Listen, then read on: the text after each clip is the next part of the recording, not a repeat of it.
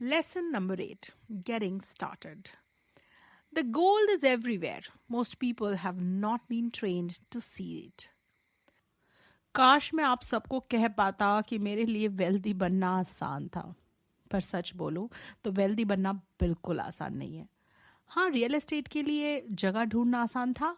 जैसे पहली बार साइकिल चलाते वक्त आप हड़बड़ाते हो और सीखते हो, वैसे ही रियल एस्टेट के लिए डील भी आप इनिशियली हड़बड़ा के ढूंढ ही लेते हो। पर वेल्दी बनना आसान चीज नहीं है। इसमें डिटर्मिनेशन लगता है। 90% लोग आज एक मीडियोकर और पुअर लाइफ जी रहे हैं क्योंकि उन्होंने अपने अंदर का फाइनेंशियल जीनियस आज तक कभी जगने नहीं दिया। मैं कई साल पहले एक 45 साल की गोल्ड माइनर को पेरू में मिला था और मैंने उससे पूछा कि आपको कैसे पता चल जाता है कि गोल्ड एग्जैक्टली कहाँ पर ही मिलेगा। जिसके रिस्पॉन्स में उसने कहा कि gold is everywhere, you are just not train to see it. और इस बात में काफी सच्चाई है क्योंकि कई बार मैं एक दिन में रियल एस्टेट की 5 अच्छी डील्स फिक्स कर देता हूं जहां पर मेरे फ्रेंड्स एक भी अच्छी डील्स नहीं ढूंढ पाते। बात नजरिए की है। आप मानो तो हर जगह पर गोल्ड है और ना मानो तो गोल्ड कभी भी नहीं है। मैं आपको 10 ऐसे स्टेप्स बताता हूं जिसके ऊपर सिर्फ आपका और सिर्फ आपका कंट्रोल है। पहला, find a reason greater than reality, the power of spirit. आज अगर मैं आपसे पूछूं कि क्या आपको फाइनेंशियली फ्री बनना है तो प्रॉबेबली आपका आंसर हाँ होगा। पर जब आपको रियलिटी समझ में आएगी कि फाइनेंशियल फ्रीडम एक ऐसा माउंटेन है जिसमें कई सारे हर्डल्स और रोड ब्लॉक्स हैं, तो आप तुरंत मनी के स्लेव बन जाओगे और अपना थोड़ा सा पैसा एक ब्रोकर के हाथ में थमा दोगे। मैं हाल ही में एक यंग विमेन से मिला था जिसका सपना था कि उसे यूएसए के लिए गोल्ड ओलंपिक मेडल लाना है। तो वो 4 बजे जल्दी उठ के स्विम करने जाती थी, फिर घर आके अपने कॉलेज जाती थी। अब घर आकर वो टीवी या मोबाइल पर स्क्रॉल नहीं करती थी, बल्कि अपनी पढ़ाई करने बैठती थी ताकि उसकी पढ़ाई कॉम्प्रोमाइज ना हो। मैंने उसे पूछा कि व्हाट कीप्स यू गोइंग, इतना डिसिप्लिन कैसे? जिसके रिस्पॉन्स में मुझे उसने कहा कि मैं ये चीज अपने लिए करती हूँ और जो लोग मुझे सपोर्ट करते हैं उनके लिए करती हूँ। लाइफ में ना एक रीजन या पर्पस आपके वांट्स एंड डोंट वांट्स से बनता है। जैसे कि डोंट वांट्स में मुझे पूरी जिंदगी काम नहीं करना, मुझे जॉब नहीं करना, मुझे मेरे डैड जैसा नहीं बनना। जब मेरे फुटबॉल मैचेस होते थे ना तो वो नहीं आ पाते थे अपने बिजी वर्क स्केड्यूल की वजह से। इसलिए मुझे गवर्नमेंट को अपने सारे पैसे नहीं देने। और अब वांट्स में क्या आता है? वांट्स में आता है कि मुझे एक फ्री लाइफ जीनी है, मुझे ट्रैवल करना है, मुझे एक ऐसी लाइफस्टाइल जीनी है जो मुझे पसंद हो, मुझे मेरी लाइफ कंट्रोल करनी है। मुझे पैसे के लिए नहीं, पैसा मेरे लिए काम करना चाहिए।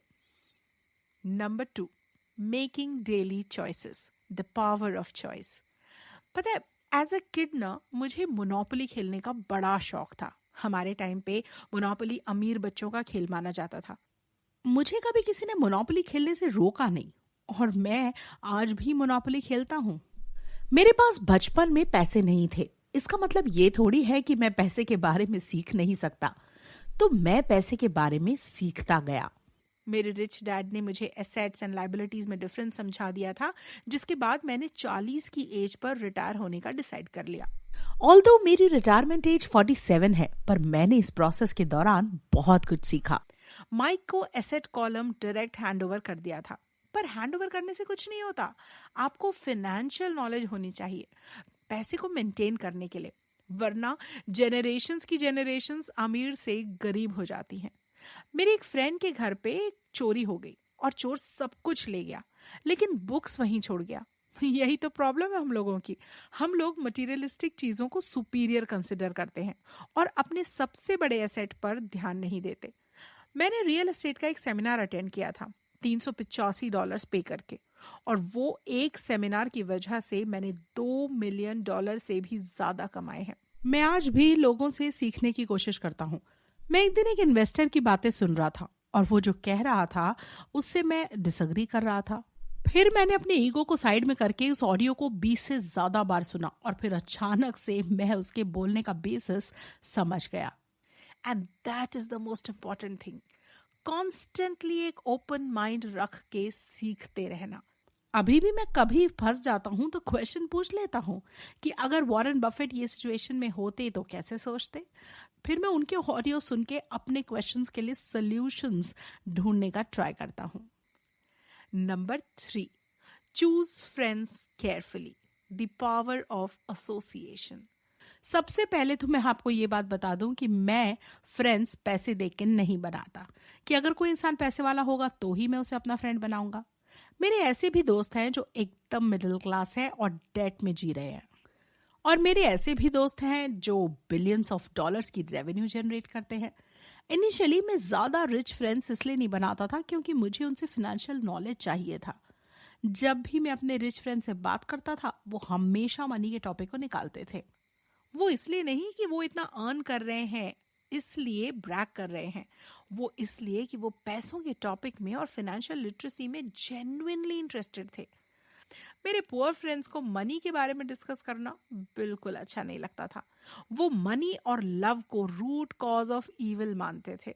मेरे कुछ अमीर दोस्त हैं जिन्होंने कुछ बिलियन डॉलर्स कमाए एक शॉर्ट पीरियड में, और उन्होंने एक ही चीज रिव्यू की है, उनके पुअर फ्रेंड्स उनके पास 2 ही चीज मांगने आते हैं, पहला तो जॉब और दूसरा लोन। वो लोगों को फाइनेंशियल लिटरेसी से कोई मतलब नहीं है and all they want is money. मेरा एक फ्रेंड बहुत एक्साइटेड था एक डील के लिए, और उसमें उसे 6% डिपॉजिट मिल रहा था उसकी इन्वेस्टमेंट पे। मैंने उससे कहा कि ये सेम डील के लिए मुझे स्टेट गवर्नमेंट से 16% मिल रहे हैं। अगले दिन मुझे उसने एक न्यूज आर्टिकल भेजा जिसमें लिखा था कि मेरी डील काफी रिस्की थी मार्केट में। 5 सालों साल बीत गए और मुझे भी 16% रिटर्न्स मिल रहे हैं। जितनी ज्यादा आपकी फाइनेंशियल लिटरेसी बढ़ेगी उतना आपका कैपिटल बढ़ेगा। Number 4, master a formula and then learn a new one, the power of learning quickly. हर एक बेकर ब्रेड बनाते वक्त अपने माइंड या फिर एक पेपर पर उसकी रेसिपी लिख के रखता है। कहते हैं कि माइंड एक बड़ा पावरफुल टूल है, आप जो उसे फीड करते हो वो उसी को ग्रो करता है। There is a saying, you are what you eat, but मैं कहता हूं you are what you study. आप जैसा सीखते हो आप वैसे ही आदमी बन जाते हो। मुझे याद है 26 साल की उम्र में मैं एक रियल एस्टेट की क्लास अटेंड करने गया था, और वहां से मुझे रियल एस्टेट के बारे में काफी इंफॉर्मेशन गैदर हो गई, जिसके बाद नेक्स्ट स्टेप था सीखी हुई इंफॉर्मेशन को रियलिटी में लाने का। आज मैंने वो एक सेमिनार की वजह से मिलियंस ऑफ डॉलर्स कमाए हैं। एक फॉर्मूला सीखो, उसको रियल लाइफ में इम्प्लीमेंट करो, उससे पैसे कमाओ, फिर दूसरा स्किल सीखो, उसको रियल लाइफ में अप्लाई करो और पैसे कमाओ। लर्निंग की प्रोसेस कभी रुकनी नहीं चाहिए, क्योंकि आज नहीं तो कल आपको सारी लर्निंग्स काम में आ जाएंगी। नंबर 5, पे your self first, the power of self discipline. अगर आप अपने आप को डिसिप्लिन नहीं रख सकते तो कोई जरूरत नहीं है पैसा कमाने की, क्योंकि आप अर्न करोगे, इन्वेस्ट करोगे और एंड में सब उड़ा दोगे। One of the major reasons lottery winners जो मिलियंस ऑफ डॉलर्स कमा के कुछ सालों में ब्रोक हो जाते हैं क्योंकि वो लोगों में सेल्फ कंट्रोल और डिसिप्लिन नहीं होता। वो लोग कभी भी अपने फाइनेंस को मैनेज करने पर ध्यान नहीं देते। अगर आप एक एंटरप्रेन्योर बनना चाहते हो, अमीर बनना चाहते हो, तो आपको अपने मैनेजमेंट स्किल्स पर ध्यान देना चाहिए। पहला कैश फ्लो, दूसरा पीपल, तीसरा personal time. Richest man in Babylon में कहा गया है कि पे योरसेल्फ के कॉन्सेप्ट को कभी लाइटली मत लो, क्योंकि अगर आप इस कॉन्सेप्ट को पूरे डिसिप्लिन के साथ फॉलो करोगे तो आपको फाइनेंशियली फ्री होने से कोई नहीं रोक सकता। ये सिंपल सा एक डायग्राम देखिए। अब ये दूसरा डायग्राम देखिए। ये दोनों डायग्राम से आपने नोटिस किया होगा कि जो लोग अपने आप को पहले पे करते हैं, जो अपने एसेट कॉलम को स्ट्रॉन्ग करने पे ध्यान देते हैं, वही फाइनेंशियली फ्री हो पाते हैं। अब मैं ये नहीं कह रहा हूं कि आप लापरवाह हो जाओ और इलेक्ट्रिसिटी बिल ना भरो, अपनी ईएमआई ना भरो, वाटर बिल ना भरो, टैक्सेस ना भरो। मैं बस ये कह रहा हूं कि ये दूसरे लोगों को पे करने से पहले अपने आप को पे करो, अपने एसेट कॉलम को स्ट्रॉन्ग करो। हाँ, ऐसा भी हो सकता है कि खुद को पे करने के चक्कर में आप दूसरी चीजों में थोड़े से शॉर्ट पड़ जाओ, जिसके कारण गवर्नमेंट वाले, क्रेडिटर्स, घर वाले आपके ऊपर प्रेशर बनाए ताकि आप दूसरों को पे कर दो। पर जब आप डिसिप्लिन रखते हैं, ये सारी चीजों को अवॉइड करके भी आप अपने आप को पे करोगे, तब सोच लेना कि आपने पहला कदम उठा लिया है अपने फाइनेंशियल फ्रीडम की ओर। जब मैं अपने आप को पहले पे करता था और कभी कभी पैसे से शॉर्ट पड़ जाता था, तो मेरे ऊपर भी ट्रिमेंडस प्रेशर बनता था। बट यही प्रेशर मुझे हेल्प करता था सोचने के लिए, जिसके बाद अपना दिमाग चला के मैं पैसे कमाने के अलग अलग एवेन्यूज जनरेट कर पाता था। अपने आप को सक्सेसफुली पे करने के लिए आपको 2 चीजों का खास ध्यान रखना है। सबसे पहले, ऐसी कोई भी चीज मत खरीदो जो आपके जेब से पैसा निकाले। फॉर एग्जाम्पल, कार, जिसमें होता है मेंटेनेंस चार्जेस और पेट्रोल। फिर अपने खर्चे को कम रखो और अपना एसेट कॉलम तगड़ा करो। दूसरा खास ख्याल जो आपको रखना है वो ये है कि जब भी बिल्स भरते टाइम आपके पास पैसे कम पड़े तो प्रेशर को बिल्डअप होने दो। डायरेक्टली अपने सेविंग्स में हाथ मत डालो। वो प्रेशर बिल्ड होने दो। वो फाइनेंशियल प्रेशर आपको नए इनकम सोर्सेज जनरेट करने में काफी ज्यादा हेल्प करेगा। नंबर 6, पे your brokers well, the power of good advice. कई बार मैं टीवी पर एड्स देखता हूँ कि ये घर सेल किया जा रहा है उसके ओनर द्वारा।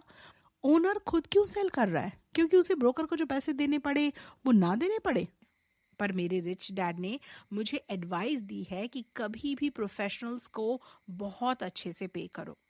आज मेरे बहुत सारे financial planners, stock brokers, real estate brokers, accountants मुझे बहुत ज्यादा हेल्प करते हैं पैसा कमाने के लिए।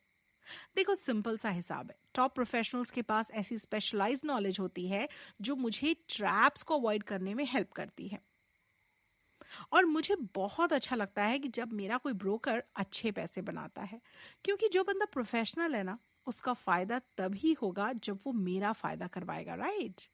तो अगर कोई ब्रोकर ज्यादा पैसे कमा रहा है, उसका मतलब ये है कि मैं उसके नॉलेज से उससे भी ज्यादा पैसा कमा रहा हूं। मैं आज भी अपने अटर्नीज, अकाउंटेंट, स्टॉक ब्रोकर से सीखता रहता हूँ, क्योंकि आज जमाना है इंफॉर्मेशन एज का। जिसके पास जितनी इंफॉर्मेशन वो उतना आगे। मुझे कोई इंटरेस्ट नहीं है खुद से जाके चीजें फिगर आउट करने में। एक रियल एस्टेट ब्रोकर रोज सेम मार्केट स्टडी कर रहा है तो उसको पता है इन्स एंड आउट्स क्या है। तो मैं क्यों जाके अपना टाइम वेस्ट करूं और वो चीज फिगर आउट करूं? उल्टा उसे पे करके और बिना टाइम इन्वेस्ट करके, बेटर डील्स करके और पैसा न कमा लूं गोल्फ खेलते खेलते। क्या फायदा पैसे बचाने का जब अपने फैमिली मेंबर्स या लव्ड वंस के साथ टाइम ही स्पेंड ना कर सको? वेटर्स को यूजुअली लोग अच्छी टिप देने में बिल्कुल घबराते नहीं है, पर जब एक ब्रोकर की बात आती है तो आप तुरंत नेगोशिएट करने लग, पर सामने वाले को कम में सेटल होना पड़ता है। Number 7, be an Indian giver, the power of getting something for nothing. जब कुछ यूरोपियन सेटलर्स अमेरिका में घुस गए थे, तब रात को उनके पास सोने के लिए ब्लैंकेट नहीं होता था। तब कुछ इंडियन अमेरिकन्स उन्हें रात को ब्लैंकेट्स देते थे और अगले दिन सुबह फिर से मांग लेते थे। ये बात का सेटलर्स को बहुत बुरा लगता, क्योंकि सेटलर्स वो ब्लैंकेट रिटर्न नहीं करना चाहते थे और इंडियन अमेरिकन्स वो ब्लैंकेट्स परमानेंटली नहीं देने थे। ये सिचुएशन को देखते हुए टर्म इंडियन गिवर का जन्म हुआ। वेल्थ क्रिएशन के वर्ल्ड में ये टर्म काफी ज्यादा इसका इंपॉर्टेंस होल्ड करता है।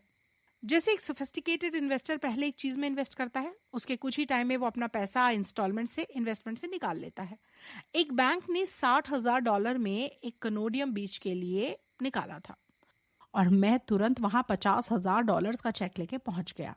क्या आपको लगता है $60,000 की जगह मुझे $50,000 में मिलेगी वो चीज? नहीं ना। बट गेस व्हाट, बैंक ने उस डील के लिए तुरंत हाँ बोल दिया, क्योंकि बैंक को पता था मैं सीरियस था, इसलिए चेक लेकर आया था। मोस्ट इंटरव्यूअर्स इन्वेस्ट करने से डरते हैं, टाइम लगाते हैं चीजों में इन्वेस्ट करने के लिए, और जब सोचने के बाद वो इन्वेस्ट करने के लिए जाते हैं उतनी देर में टाइम निकल जाता है। मैंने वो कॉन्डोमिनियम $50,000 में खरीदा और उसको होटल में ट्रांसफॉर्म कर दिया। स्नो के 4 मंथ्स में पूरे रूम को $2,500 में रेंट करता हूं और बाकी के ऑफ सीजन में $1,000 चार्ज करता हूं। सिर्फ 3 साल में मैंने अपने इन्वेस्टमेंट से जितने पैसे निकाल लिए और आज वो होटल एज एन एसेट मेरे लिए पैसा पंप कर रहा है। Number 8, use assets to buy luxuries, the power of focus. मेरा एक फ्रेंड है, जिसका लड़का 16 साल की एज पर अपने लिए कार खरीदने की जिद कर रहा था। उसका बहाना ये था कि उसके हर फ्रेंड के पास अपनी कार है, तो उसके पास क्यों नहीं है। वो अपने कॉलेज की फीस से $3,000 स्पेंड करके अपने लिए कार खरीदना चाहता था। मेरा फ्रेंड डायलेमा में था कि क्या खुद उसके लड़के को पैसे देकर कार खरीदने में हेल्प करनी चाहिए या फिर उसकी कॉलेज फीस से उसे कार खरीदने देनी चाहिए। मैंने अपने फ्रेंड को अपने लड़के के साथ कैश फ्लो क्वाड्रेंट गेम खेलने के लिए कहा। कुछ हफ्तों बाद मैं अपने फ्रेंड से मिला और पूछा कि क्या लड़के को पैसे दिए कार खरीदने के लिए। तो उसने कहा कि हाँ, $3,000 दिए मैंने उसे, पर उसमें एक कैच था कि सबसे पहले उसे एक स्टॉक मार्केट का ब्रोकर हायर करके या बुक्स पढ़ के, वॉल स्ट्रीट जर्नल पढ़ के अपने आप को एजुकेट करना पड़ेगा और स्टॉक मार्केट में इन्वेस्टमेंट के थ्रू $3,000 और कमाने होंगे। और जब उसके पास टोटल $6,000 हो जाएंगे, वो जाके कार खरीद सकता है। स्टार्टिंग के लक की वजह से उसके फर्स्ट इन्वेस्टमेंट ने उसे पैसे कमा के दिए, पर फिर उसने लॉस किया और उसके पास सिर्फ $1,000 रह गए। कुछ टाइम बाद उसका स्टॉक मार्केट में इंटरेस्ट डेवलप होने लगा और उसने बहुत सारी बुक्स पढ़ी, न्यूज देखी और कोर्सेज देखे। मैंने पूछा, तो फिर कार का क्या हुआ? तो उसने कहा, अब वो कार खरीदने के पीछे पागल नहीं है, क्योंकि उसने नई गेम फिगर आउट कर ली है जो उसे लाइफ लॉन्ग लर्नर मेंटालिटी वाला इंसान बना रही है। और क्या होगा अगर वो $3,000 को हार जाए? मैंने अभी तक ये फिगर आउट नहीं किया, पर आई एम श्योर मैं ये $3,000 को एज एजुकेशन मनी ही कंसिडर कर रहा हूँ, क्योंकि अभी तक मेरे बेटे ने ना ये $3,000 से सीख लिया उतना और किसी स्कूल या क्लासेस से जो वो नहीं सीख पाया। अगर आपको लग्जूरियस चीजें बाय करने का शौक है, तो पहले एक एसेट खड़ा करो जो आपके लिए मनी पंप करे, और जब एक्स्ट्रा कैश पंप होता रहे उसमें से आप लग्जूरियस चीजें खरीदो।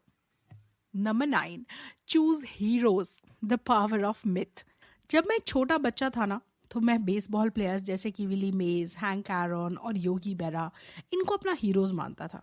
मैं जब भी बेसबॉल के मैचेस खेलने जाता था, हाथों में जब बैट पकड़ता था या बॉल पिच करता था, इट वॉजंट मी। मैं अपने आप को विजुअलाइज करके अपने हीरोज की तरह बनाती रही, जो मुझ में और कॉन्फिडेंस भर देता था। आज मेरे घर के पास जो ग्राउंड है, वहां पर बच्चे बास्केटबॉल खेलते वक्त अपने आप को एक बच्चा नहीं मानते, वो अपने आप को माइकल जॉर्डन मानते हैं। एंड यू नो व्हाट, अपने हीरो को इमिटेट करके सीखना मोस्ट पावरफुल टूल है। हम जैसे जैसे एडल्ट्स बनते हैं ना, हीरोज बनना छोड़ देते हैं और सीखना बंद कर देते हैं। मैंने आज भी अपने दिल में कुछ हीरोज रखे हैं जिन्हें मैं दिल से मानता हूँ। Warren Buffett, Donald Trump, Peter Lynch, Jim Rogers, जूड सोरोस, ये कुछ नाम है जो अब भी मेरे हीरोज हैं, जिनकी तरह मैं बनने और सोचने की कोशिश करता हूँ।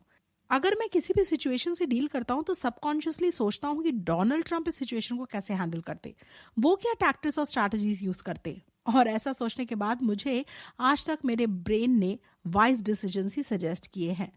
इन्वेस्टिंग में ना एक कहावत है, when it comes to investing, too many people make it sound hard, instead find heroes who can make it look easy. Number 10, teach and you shall receive, the power of giving.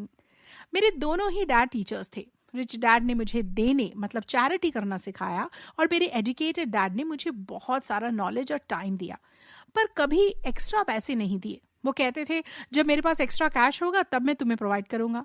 पर मेरी life में ऐसा बहुत कम ही बार हुआ है जहां पर मेरे डैड ने मुझे कुछ एक्स्ट्रा पैसे दिए। मेरे रिच डैड ने मुझे द पावर ऑफ गिविंग सिखाया। जब भी आप कोई चीज में शॉर्ट रहो तो वो चीज लोगों को देना शुरू करो। अगर मुझे एक्स्ट्रा पैसे कमाने हैं तो मैं एक्स्ट्रा पैसे देना शुरू करता हूँ। अगर मुझे लोगों के फेसेस से स्माइल्स चाहिए तो मैं खुद स्माइल करना शुरू करता हूँ। And the next thing I see after giving is things flowing in my direction. ये चीजों को ना हम लॉ ऑफ रेसिप्रोसिटी कहते हैं। जब जब आपको लगे कि आप लाइफ के एक पर्टिकुलर एस्पेक्ट में कम पड़ रहे हो, तो इमीडिएटली अपने एंड से चीजें देना स्टार्ट कर दो और फिर देखो यूनिवर्स का मैजिक। यूजुअली पुअर लोग कंजूस होते हैं और उनका माइंड कभी भी गिविंग नेचर का नहीं होता। तो जब तक आप दिल खोल के दोगे नहीं तो दिल खोल के मिलेगा कैसे? लोगों को ना बहुत कुछ चाहिए पर सामने कुछ भी देना नहीं है। मैं आज अपने स्टूडेंट्स को जो मैंने सीखा है वो सिखाता हूँ, जिसके बदले में सिखाते सिखाते मुझे कुछ नया सीखने को मिल जाता है। मैं किसी को सेल्स करने में क्लीन इंटेंशन से हेल्प करता हूँ तो अपने आप मेरे प्रोडक्ट्स की सेल बढ़ जाती है। हमेशा गिविंग नेचर रखो, बिकॉज अगर अच्छे इंटेंशन से चीजें करोगे तो दूसरी चीजें अबंडेंस में आपके पास आएंगी।